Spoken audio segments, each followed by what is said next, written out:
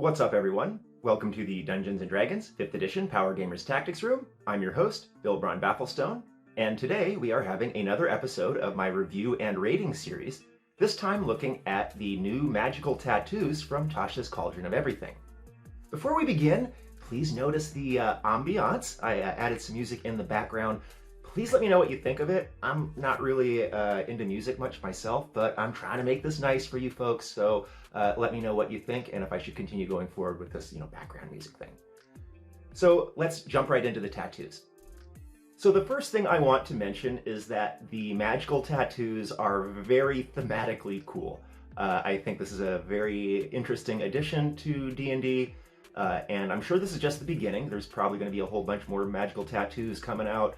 A lot of activity on the homebrew side of things, so people are excited about magical tattoos, and I like them. Do note that they no longer meld into a single attunement.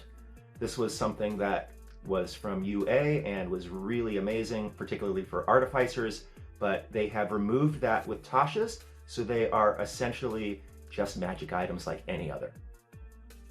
The first is the Absorbing Tattoo. We're doing these in alphabetical order, by the way. So this one is interesting. I mean, it gives you the resistance to different energy types, all 10, so can affect ones that are not affected by absorb elements or protection from energy. Of the ones that are not covered by that, I think only necrotic is interesting, but still, that's, all right. And if you're not a caster and you don't have absorb elements or protection from energy, this can be really nice. Resistance to fire or poison, one of the really common damage types, and that one time a day immunity and heal thing is pretty cool. So I give this an average rating for martials, but do consider it poor for casters who have access to absorb elements and protection from energy. It's just not worth an attunement slot. Next, we have the Barrier Tattoo. Now, this one I can see some low-level synergy with monks, barbarians, and blade singers. The stronger ones could have some appeal to wizards and sorcerers. There are no penalties to stealth, so that's nice. You can't, be targeted with spells that attack metal, so that's okay. It's discreet, so you can wear it under your clothes if you go to a party or something. Now, rules as written, it does not stack with defensive fighting style or unarmored defense. And wild shape is also questionable, because wild shape says your equipment melds into your form or falls off. Is the tattoo equipment? I mean, if you are thinking in terms of real life physics, there's no reason an animal can't have a tattoo. So check with your DM. It's going to obviously be a lot better if you can stack it with these things. But otherwise, I rate this inferior. Just not worth an attunement slot because it's not really better than armor or mage armor. Next, we have the Blood Fury Tattoo. Not much to say here. It's ridiculous for martials. Deserves its legendary rating. I rate this superior, must have for martials. Next, we have the Coiling Grasp Tattoo. This one I think is also very thematically cool. I could see busting this out and it just looking really super wicked. The ranged damage and grapple is a nice option in early levels, definitely better than cantrips and most weapons. And unfortunately, the save DC doesn't scale. So I give this a rating of good at early levels, but it scales to poor at higher levels. Next, we have the Eldritch Claw Tattoo. This is obviously fantastic for monks and unarmed combat builds. It is uncommon, so fairly available probably at lower levels, unlike the Blood Fury Tattoo. So I give this a rating of superior, must have for unarmed combatants. Next up, the Ghost Step Tattoo. So I really like this one. It's a good situational defense, equivalent to Stone Skin. Not too many beasts have magical attacks in their stat block. Fantastic situational mobility. This is not replicated by almost any other mechanic in the game. To be able to pass through solid barriers, wow, I love that as a defensive-oriented player. I give this a rating of good, and honestly, this and the Lifewell Tattoo are the only ones that I am interested in getting myself. Next up, we have the Illuminator's Tattoo. Another one that we don't need to spend too much time on. It does nothing in combat or interactions. It's almost entirely flavor with a really niche use. And its attunement? Get out of here, rating inferior. Next, Lifewell Tattoo. So necrotic resistance and a daily death ward?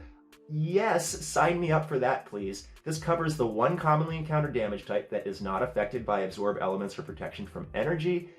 And death ward? Oh my god, I love that. So yes, rating good. Next up, the Masquerade Tattoo. So on the surface, it's pretty terrible compared to the Hat of Disguise, which has unlimited uses, and this is one time a day, but it is common.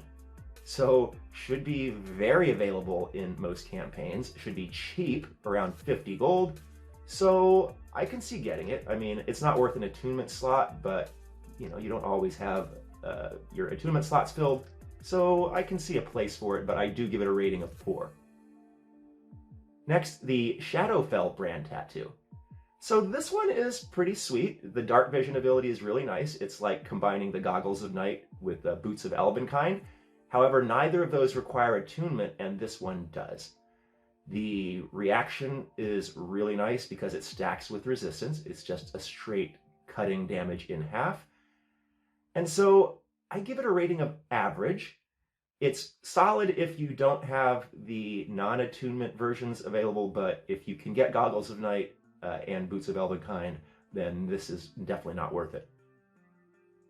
Finally, we have Spellwrought tattoos. So these are really interesting. They're similar to scrolls. If you look at the table, it's pretty much the same. They're not as good as scrolls from your class. The item description is weird because it specifies that it eliminates the material component, but items are not supposed to have any components at all. So if you cast off of a scroll, that does eliminate all components. And I'm honestly not sure if that should apply to the tattoo as well. I mean, if it's an item, it shouldn't require components as per the regular rules. So check with the DM and figure out how that is supposed to work. Now, artificers can create common versions with their infusions, which includes cantrips and first level spells. And as far as I can see, rules as written, they don't need to cast from their spell list. So if you can cast first level spells and cantrips from other spell lists, that's pretty solid. Check with your DM to see if that's possible if you have an artificer. So this is really fantastic though if you are trying to cast spells outside of your class. This makes spells available to anybody, whereas scrolls you do need to have the ability to cast it in your class. So I like it, and particularly Find Familiar and Find Steed or Find Greater Steed. Yeah, every character wants those. So definitely give this a rating of superior for out-of-class spells, but it is poor for class spells because otherwise I would just 100% rather have a scroll. So that's it. That's my opinion of the various magical tattoos found in Tasha's Cauldron of Everything. I'm not super impressed overall. Personally, as I said, as a caster, I'm only interested in the Lifewell and the Ghost Step tattoos. But if you're a martial, there are some really awesome options here. The Blood Fury, the Eldritch Claw, and the Coiling Grasp are all really nice. And I can see the others being situationally useful, particularly if you aren't full up on your attunements.